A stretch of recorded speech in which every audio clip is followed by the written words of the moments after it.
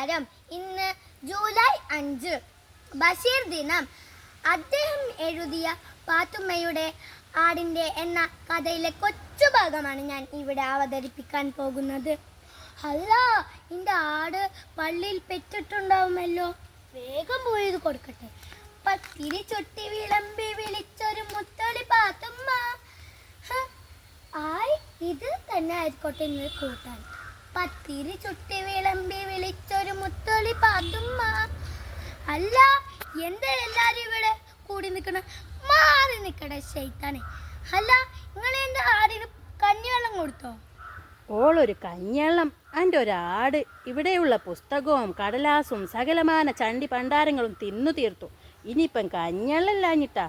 പെരിയിലൊരു 100 കൂട്ടം പണിയുണ്ട്, അതിൻ്റെ ഇടയിൽ ഒരാട്. പറഞ്ഞോ എത്ര ആണെങ്കിലും പറഞ്ഞോ, എൻ്റെ ആടും കണ്ട് പെറ്റോട്ടെ. അപ്പം നിങ്ങളെല്ലാവരും എൻ്റെ പിന്നാലേക്കാരും. എൻ്റെ ആട് പെരുമ്പളേ ഈ സുബൈദാനെ മറക്കല്ലേ പാത്തുമ്മ.